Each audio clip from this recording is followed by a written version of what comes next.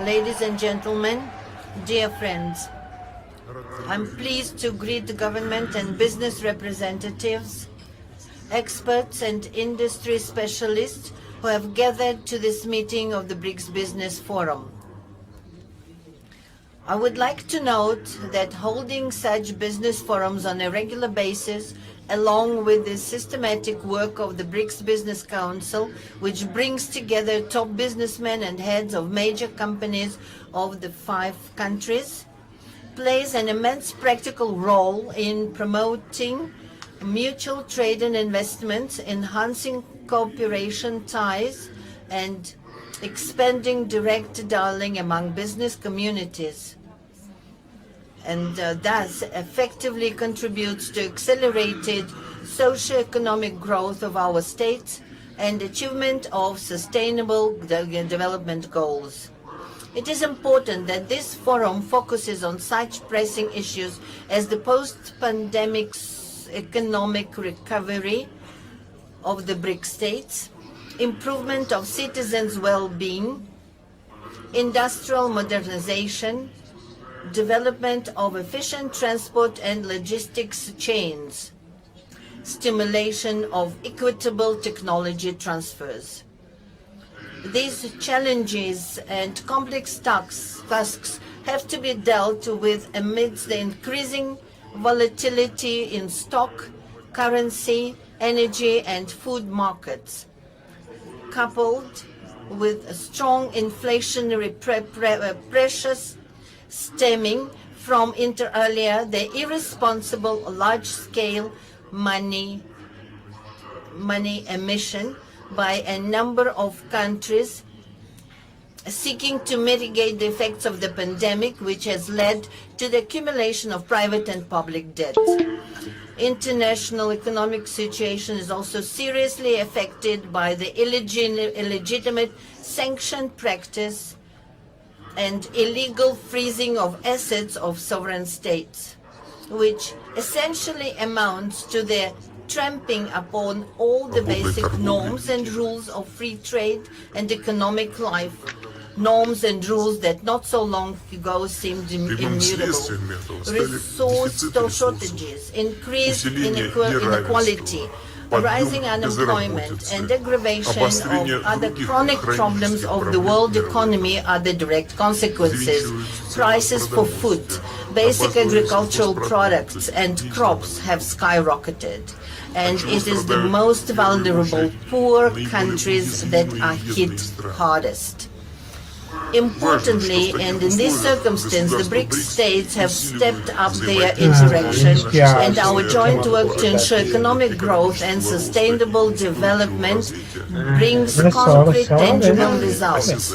Volevo dirti niente, no, sono io adesso More and more joint projects are launched. Anche se qua c'è freschetto adesso con il mio Mutual trade is growing, industry contracts are expanding. dei Paesi Summit. Above all, our cooperation is based on the principles of equality, partner support, and respect to each other's interests. And that is what is the core of our association's forward-looking strategic course. The course that reflects the aspiration of the larger part of the international community, so-called global majority. The figures speak for themselves. Over the last decade, mutual investments among BRICS states have increased sixfold. Their overall investment in global economy have doubled, and their total exports have reached 20% of the world's exports. As for Russia, the trade volume with the BRICS partners has increased by 40.5% and reaching the record of 230, even more than 230 billion.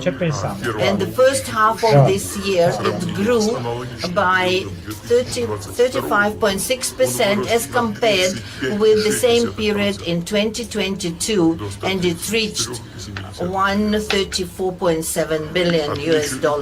I would also like to point out that the share of the BRICS countries, with their population totally more of 3 billion people, now accounts to nearly 26% of the global GDP.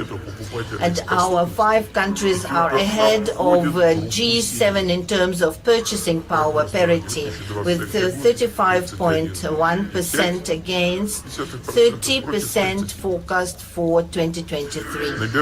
The objectives and irreversible process of de-dollarization of our economic ties is gaining pace. We are working to fine-tune effective mechanisms of mutual settlements and monetary and financial control. As a result, the share of US dollar export and import operations within BRICS is declining. Last year, it was only 28.7%. In fact, this summit is to discuss the entire range of issues related to the transition to national currencies in all areas of economic cooperation between our 5 nations.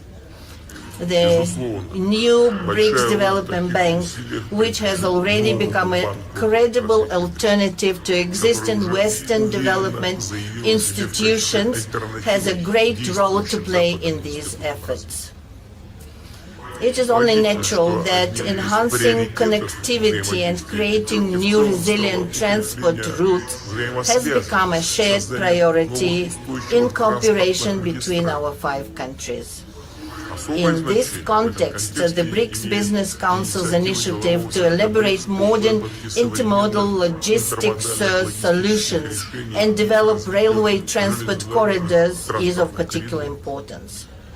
For this part, Russia actively works to redirect its traffic and logistics flows to reliable foreign partners, including BRICS states. Our flagship project include the Northern Sea route and the new international North-South transport corridor. These 2 major transport routes aim to provide the shortest and most cost-effective trade routes to link major industrial, agricultural, energy hubs with consumer markets. With regards to the Northern Sea route, I would like to emphasize that Russia has already adopted and launched a large-scale, multi-year plan to develop its infrastructure. We intend to build fuel terminals, hub ports, to ensure connections with the road and rail transport. Icebreaking fleet is expanding, first of all by commissioning nuclear-powered vessels that have no analog in the world. As for the North-South transport corridor, it will connect Russian ports of the Northern Seas and the Baltic and with offshore terminals in the Persian Gulf and Indian Ocean, thereby providing opportunities to increase cargo transportation between Eurasian and African countries. Besides, this will certainly give impetus to developing new industrial, trade, and logistics facilities along those routes. Russia stands for greater cooperation within the BRICS on reliable and uninterrupted supplies of energy and food resources to the world markets. We are consistently increasing supplies of fuel, agricultural products, and fertilizers to countries of the global south and making a significant contribution to strengthening global food and energy security, addressing acute humanitarian issues, and fighting hunger and poverty in the countries in need. All these issues, in particular, were discussed in depth at the recent Russia-Africa summit. For example, last year, trade in agricultural products between Russia and African states grew by 10% and amounted to $6.7 billion. In January-June this year, it increased by another record 60%. Our country is and will remain a responsible supplier of food to the African continent. Russian grain exports to Africa amounted to 11.5 billion tons in 2022 and almost 10 million tons in the first 6 months of 2023. And this is despite the unlawful sanctions imposed on us that seriously hinder the export of Russian food products and complicate transport, logistics, insurance, and bank payments. Russia is being deliberately obstructed in the supply of grain and fertilizers abroad, and at the same time we are hypocritically blamed for the current crisis situation in the world market. This has been clearly seen in the implementation of the so-called grain deal, concluded with the participation of UN Secretariat and initially aimed at ensuring global food security, reducing the threat of hunger, and providing aid to the poorest countries. We have repeatedly drawn attention to the fact that in a year under the deal, a total of 32 million tons of cargo has been exported from Ukraine, of which over 70% have reached high and upper middle income countries, including the European Union, first of all, and only about 3% have gone to the least developed countries, less than 1 million tons. None of the terms of the so-called deal concerning the lifting of sanctions imposed on Russian exports of grain and fertilizers to world market have been fulfilled. Obligations to Russia in this regard have been simply ignored. Even our free transfer of mineral fertilizers blocked in European ports have been obstructed. In fact, that is purely humanitarian campaign that should not in principle be subject to any sanctions. With these facts in mind, since 18 July we have refused to further extend the so-called deal, and we will be ready to get back to it, but to get back only if all obligations to the Russian side are truly fulfilled. I have repeatedly said that our country has the capacity to replace Ukrainian grain both commercially and as free aid to needy countries, especially since our harvest is again expected to be perfect this year. As a first step, we have decided to graciously provide 6 to 6 African countries 25 to 50,000 tons of grain each with free delivery of these cargoes. Negotiations with the partners are going to an end. Among the priority lines of interactions, we see also further coordination of the approaches of the BRICS participants on the subject of supporting small and medium-sized enterprises. This is an important part of the overall economic agenda of the Group of Five, which implies the assistance of the widest circles of citizens involved in business regarding the issues of administrative and tax regulation, digitalization, electronic commerce, and participation in the value chains. I would note that thanks to the state support programs, the entrepreneurs from the BRICS countries successfully adapt to the constantly changing situation in the global market. They find new partners, new sales channels, attract additional funding, and use more actively modern technologies. It is equally significant to continue to develop cooperation within the BRICS countries in the field of decarbonization of economy, reduction of man-induced impact on the nature, and adaptation to the changing of climate. Russia is ready to work jointly to promote more balanced approaches to the climate change in the international arena.